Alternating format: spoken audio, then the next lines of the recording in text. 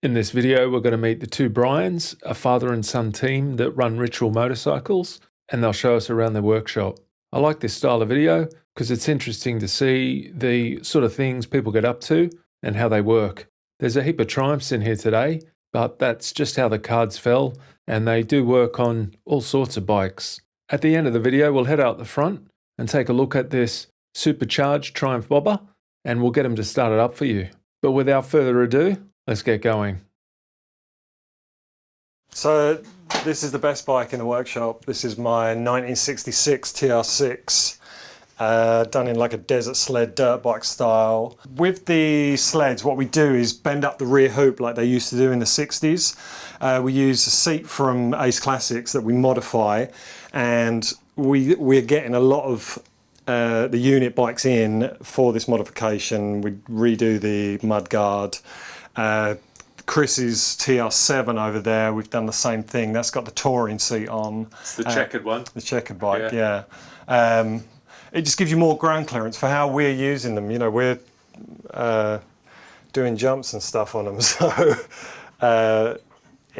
we're just modifying them in a way that suits us, you know.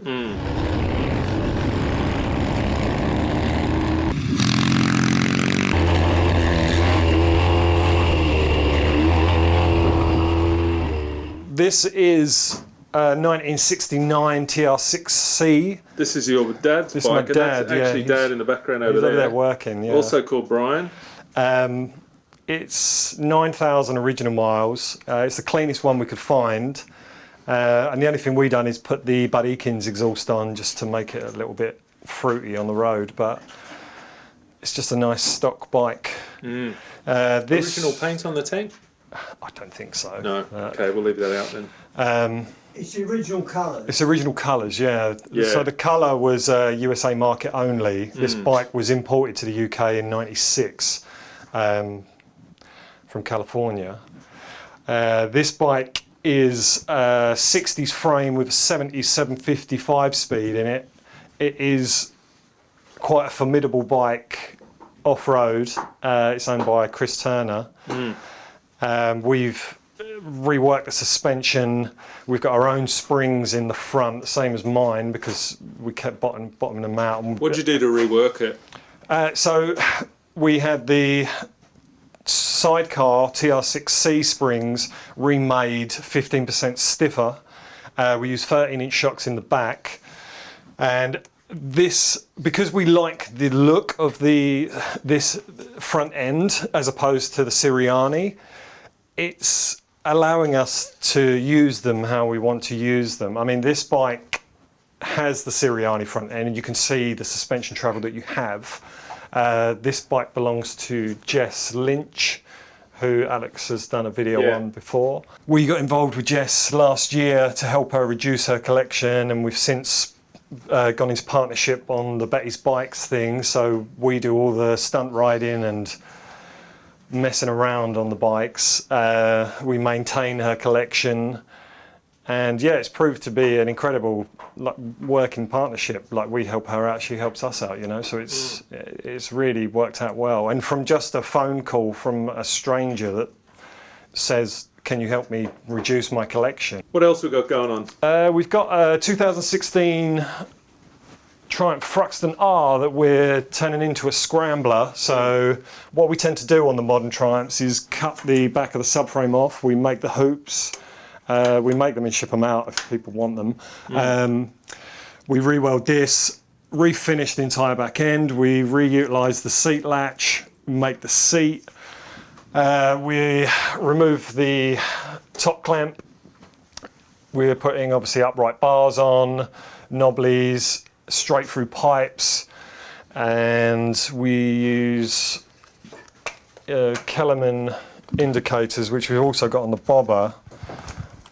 They're completely integrated, stop towel, indicator, E-marked, everything's legal and discreet, so they've become the go-to, We've got a 1979 Ducati 900 SSD that we are doing a ground-up restoration on in like a tracker scrambler sort of style. This is not far off. We've just got to rewire and then it's ready for the first start. It's going to be a noisy one. We've got straight pipes on that as well. We've done a little bit of a modern thing up the top. We're using Brembo Masters and obviously the clutch lever. We've got O-lins in the back. We've got the Marzocchi forks, but we're using an uprated spring in these as well to match the spring rate on the O-lins. So these are brand new O-lins, are they? Yeah, brand new O-lins. Yeah. Spring rate is done for the rider. They're in 13 inch, which is inch over what the standard Dharma had. But with what we've got in the front, it should all work out really well for how he intends to use the bike. Which is?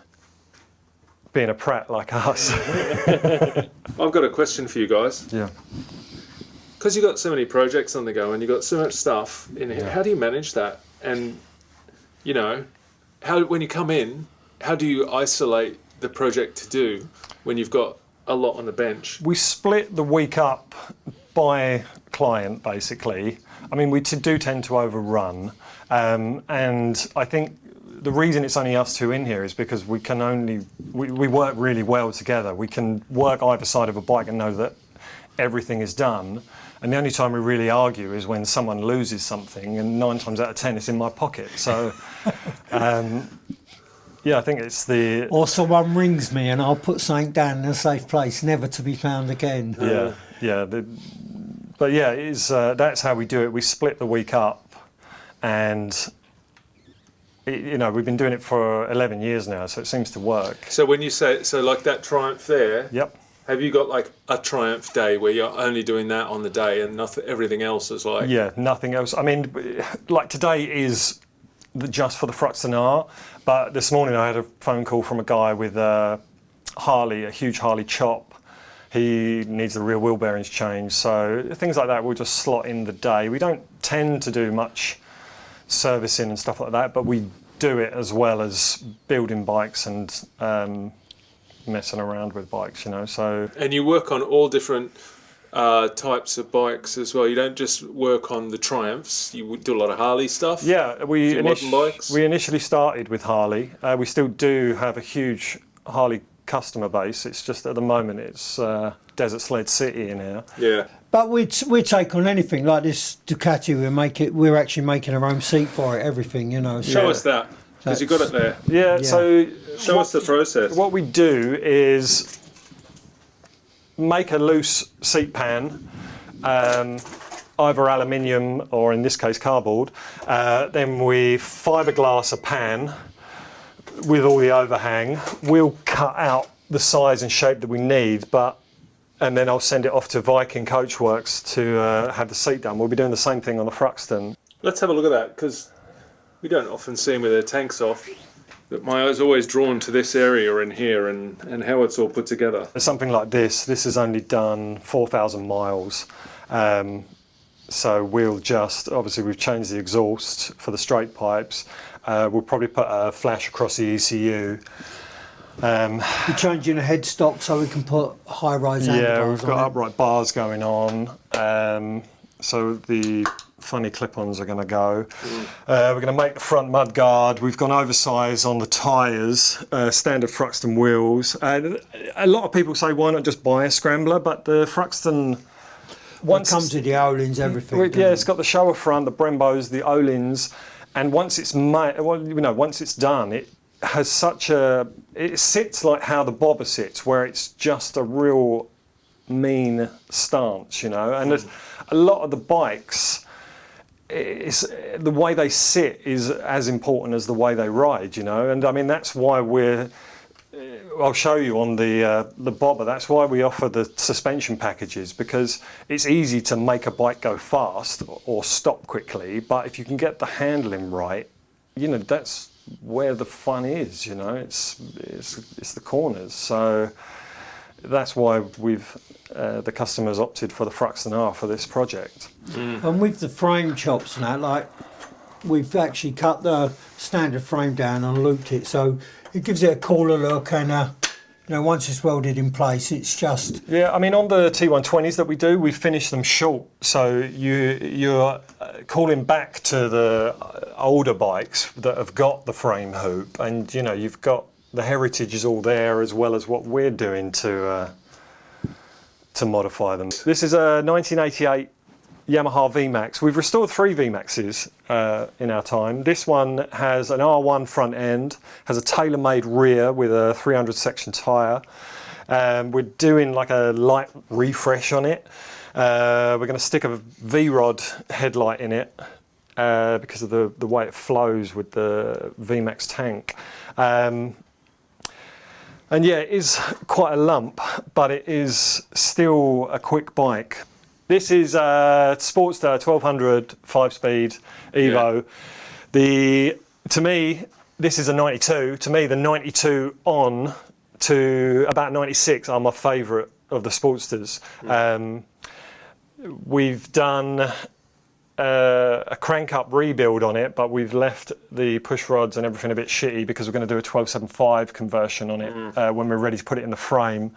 We built a bike for the owner last year, Softail, and this is the next one, so it's just up on the shelf. Where does the engine working go? How does that happen? Over here. So we've always got something going on. At the moment, we're doing a 3TA and a 5TA engine.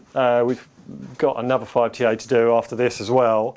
So this belongs to one of my friends, actually, Colin.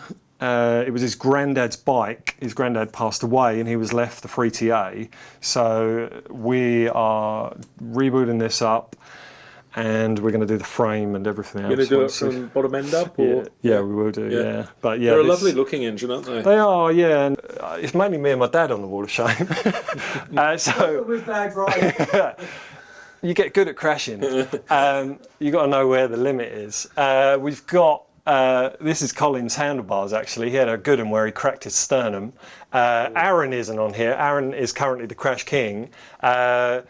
So this is from my Daytona 675 race bike. I had a massive crash at Brands Hatch. And that is just up there to remind me to rein it in a little bit. What's in this bucket here? What's all this stuff? So what we do to help the customer, as we strip the bikes down, there's a lot of parts that you don't need for the transformation. So we sell it while we have the bike because then the customer recoups some money. So with the Sportsters that we chop up, you can pull back £2.5 grand on parts, which is a big chunk of the price we charge reduced, and the customer doesn't really have to do anything. So what, they just put it on eBay? Or? Yeah, we just stick it on eBay. You do it? Yeah, we do it while while we have the bike, yeah. But yeah, I mean, things like this, you've got a completely stock Thruxton system, including the cat, because when we fit these exhausts, we have to split the frame because the cat sits up in here.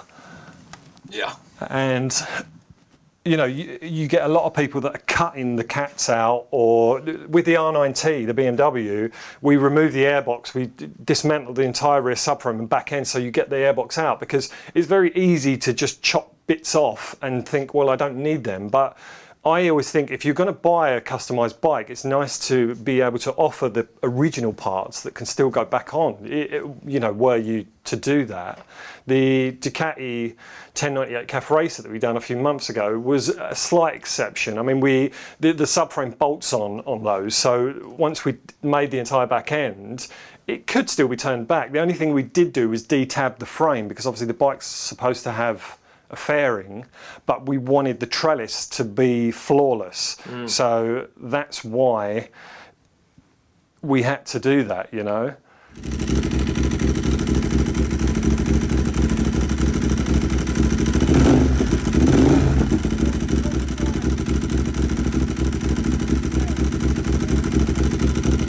Well, basically, we've got every tool you can think of. Some of them Snap-on, a lot of them Alfred's Professional, so we don't have any problems. Sockets, ratchets, you name it, we've got it. We're never stuck for anything. Yeah. And we've got, as you can see, just drawers and drawers full of everything. Yeah, I mean, the tools that we use the most are up on the wall. We've got the Metric AF and the Whitworth. But I think the good thing is that we're quite self-sustained. I have a paint room around the back where I do paint. Anything really complicated we farm out to Dan at Unique Air. But everything else we just do between us because that's the way we've done it. First of all, there's your tyre wall. Yeah, we're due a collection. So this is my 1969 BSA Victor Special. I met a guy called John Nurse who has a really famous BSA called Basil the B40, and I had a go on it and I was like, I need to buy a BSA Victor. So I just love it. You don't see that engine a lot, do you? You don't, and I mean, the bike is just so light.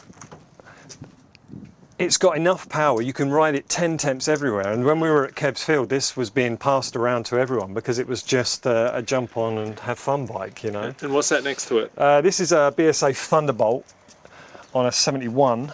Yeah. We've done a load of wiring. The bike sat... Bryan, just watch your shadow, mate, on that bike. Yeah. Yeah, we've done some wiring. Indicators to it. Yeah, fitted indicators to it for the guy. But the bike sat in a pub garden for most of its life. And when we got it in, it started first kick. This is a Triumph bobber. We fitted the supercharger, the TTS kit, which is for a Thruxton R. You have to modify a couple of little bits, but it is pretty straightforward. We made dummy airboxes to hide the intake pipe and keep it looking semi-stock because I don't like the straight through look. The bike has over 60% more power than it did originally. We've done a full Nitron suspension package on this one, front cartridges and the shock, and on the road the suspension is more impressive than the supercharger power, I think. I mean, the supercharger is just an assault on you, but the suspension package is perfect. How do you ride it with a supercharger? Because you can't use all that, but how do you use it? How's it like to be ridden? It's very usable. Is it? You can ride it slow, but there's not really any point.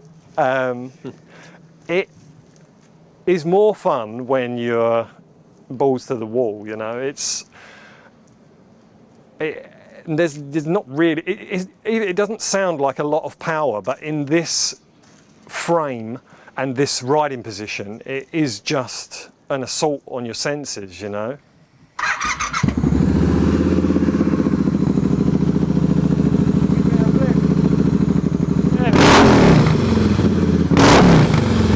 So TTS make the supercharger kit for the modern Triumph. It's pretty straightforward to fit, and then obviously the ECU gets flashed to adjust the fuel in. Yeah, ironically, like as I was saying earlier, keeping this was more difficult than the entire supercharger process because obviously your intake plenum is here now, so the airbox is redundant. But when we spoke to the customer initially, he wanted to retain somewhat of an OEM look, even though you've got this giant Rotrex slapped on the front of the bike, you know.